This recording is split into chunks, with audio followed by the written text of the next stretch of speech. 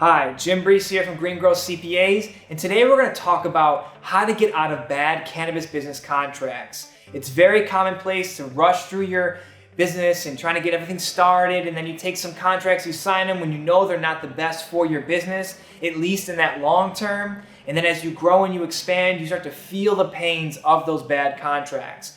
We've seen it, we've helped clients deal with this, and so what we're going to do is kind of shed some light on how to get out of bad contracts, how to renegotiate, how to find better options, or how to get out of them totally. So if you need help with any kind of contract renegotiation with your cannabis company, then please reach out to GreenGrowth CPAs via our website at greengrowthcpas.com or give us a call at 800-674-9050. Let's hop right into the presentation. Again, today's topic is how to get out of bad cannabis business contracts. Now, this is very much a common thing that happens, again, where you rush in, you get a lot of contracts going, and then you really peel back the layers of those contracts. You're like, wow, this isn't really that good for our business. How can we move forward with something that's better? And we're going to explore some of those options on how to renegotiate and get better contracts. But before we do, I need to let you know that the information contained in this presentation is meant for guidance purposes only and not as professional legal or tax advice. And further, it does not give any personalized legal, tax, investment, or any business advice in general. So with that out of the way, let's review what we'll cover today. So first, we're going to unpack and learn and understand what bad contracts are so you can really get a grip and understand, hey, I don't really like this contract. That sounds a little bit like my distribution contract. So give you some color and context to that, as well as discuss 4 ways that you can get out of bad contracts, including following the agreement terms, asking for a renegotiation, finding creative workarounds, and claiming impossibility of performance. So what is a bad contract? You know, we may think of, oh, well, I'm not making enough money, and you get greedy and think that's a bad contract. Well, we're not going to really talk about those, but let's talk about a few different scenarios where it really is a bad contract and it is killing your business. So 3 different things you can look at. There's probably a longer list of things, but I just want to go over 3 common ones. So first, inequitable or unfair compensation for your effort, energy, or resources. Say you're putting out a lot of money or a lot of resources or giving a lot of things where you're not getting a fair share of your compensation for the proceeds of that contract, then that's pretty much a bad contract. Second, non-performance of responsibilities by other parties. So anybody you're in a contract with, if they're not performing their duties that they promised in the contract, then we would consider that a bad contract. Or lastly, you cannot perform your duties. Now, if you can't perform your duties, that's a bad contract as well. We need to understand why you can't perform them. Either you're just not hiring the right amount of people, you don't have the capital, or it's just a very egregious ask in the contract. So those are 3 examples of what a bad contract is. But no matter what the scenario, your goal is to find a win-win between all the parties in the contract. Being a good business person is predicated on being a good person to begin with. You have to be fair and negotiate in good faith. So try to find that win-win when trying to get out of a bad contract. And if the relationship does go south, then document your partner's insufficient performance or any other issues that come with executing this contract. It's very hard to substantiate any claims, especially in the court of law, if it goes to litigation without any evidence. You can't just have some generalities. You need to have concrete examples of, hey, company B did not do this, this, or this on these 3 days,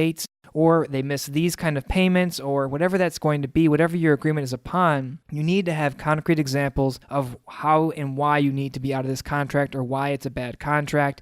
And next, contact your lawyer for guidance on a remedy or exit strategy from the contract. So now let's talk about 4 different ways that we have helped some of our clients get out of bad cannabis business contracts, right? We're not lawyers. We can't sign on the contracts and draft them up for you, but we can help negotiate between you and your other parties to kind of come to an agreement of terms, then send it off to your lawyer. Sometimes, and most times, I would say, it's about the money. And that's where we can come in as money people and make a smart, fair deal for everybody involved so everyone moves forward from this. So the first way to get out of a bad cannabis business contract is to just follow the agreement terms. And typically, this is the easiest way to untie yourself from that bad contract, because in most cases, there is a termination provision in that contract. It's usually at the end, and you'll see, all right, follow these steps, and then you can actually get out of the contract. And sometimes it's as simple as providing just written notice to the other parties within a certain time window. So it's like, hey, within 30 days,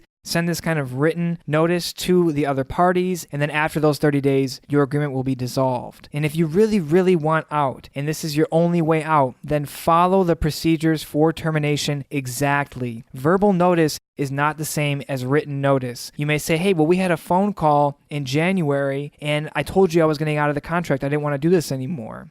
That's not the way it says in the contract. If it says written notice, then send an email or send certified snail mail. Whatever the contract says, execute upon that termination provision.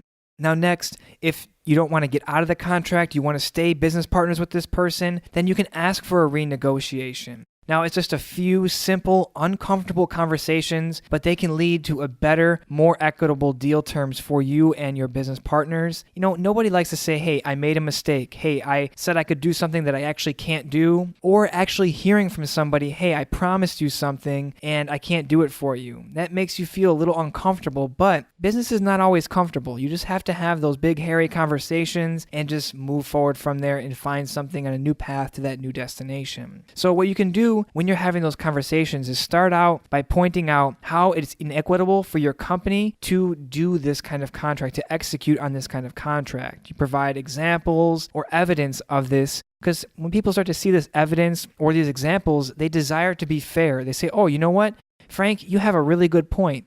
We can't do that. If you end up continuing to do business like this, then you may go bankrupt and we need you. So let's go through two examples of this. So a very common example that we see and that we have to renegotiate quite often is that initially distributors pay out on units delivered to a dispensary and not on units collected from the dispensary back, right? So they may say, okay, we dropped off 100 units at ABC dispensary. Here's payment on those 100 units to the brand. Well, what if the dispensary never, ever pays back on those units? They just stop paying. Or what if there's returns or, again, non-payment, or you become cash strapped because you're floating so much operating capital for these brands? You can go out of business and essentially the contract is worthless at that point. So really be smart to understand, hey, let's just show them, if we do it this way, no one wins. We can work for maybe 3 months, but then after that, we're not a business anymore. We're now becoming, your working capital bank.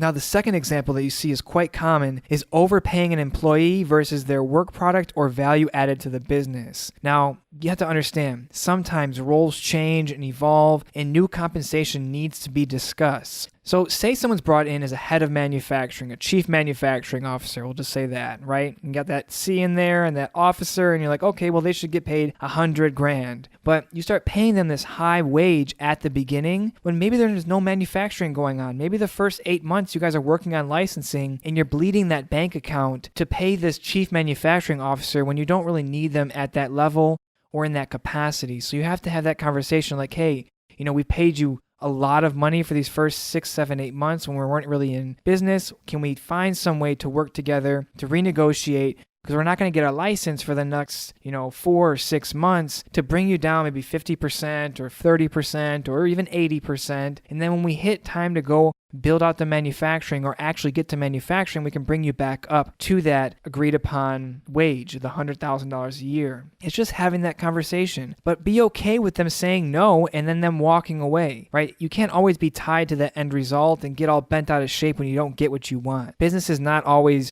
just get everything you need and get everything you want. Sometimes you will get shot in the foot and you got to figure out how to run. The tactic in a renegotiation is to develop and present a fair solution to the counterparty. You have to be practical, right? You can't tell them, hey, I got to continue operating this way because I don't want to, ruin our relationship. You can't distribute products or pay employees if you go bankrupt. Like, you really got to be practical with the business and with the cash. Like, these cannabis businesses eat cash, and sometimes your ego gets in the way. You don't want to come back and change your mind on certain things, change suppliers, change contracts, renegotiate payments, things like that. You have to, because if the economics don't work, then the contract is useless anyways.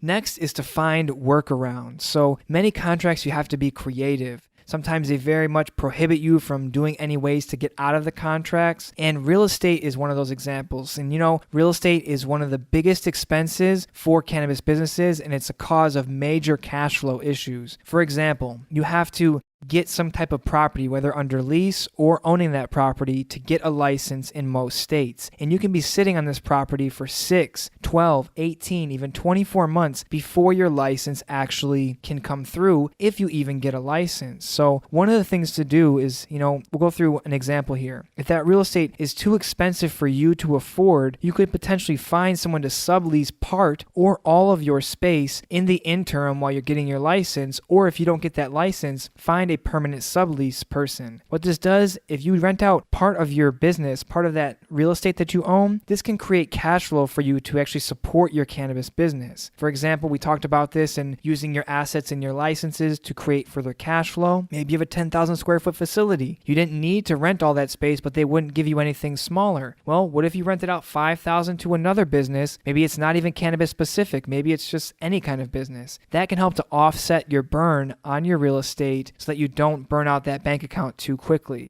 But you need to check your lease to make sure that subleasing is permitted, or renegotiate back with your landlord that you can actually do that. And if it's not permitted, one of the things you can do is just go up to the lessor and say, hey, I'll find a new tenant for you and just take me off the lease, right? You could find somebody to take over that property potentially and become the primary leaseholder. Now, the second option from this in the real estate space is potentially just walking away from the lease. And I know this sounds like, that's crazy. There's no way I would just walk away from the lease. Well, sometimes you need to do a cost-benefit analysis and really get a number around, well, if I walk away, I owe $187,000. But if I stay here for 5 years, then I'm going to have to end up owing $621,000. Now, yes, it's over a certain period of time for that 5 years, but maybe you have the $180,000 to just get out of the contract now, save your mental health, and get on with your life and move forward from this and not waste 4 more years dealing with whatever has to be going on with this landlord. So just think about it. Either finding another person to take over that lease,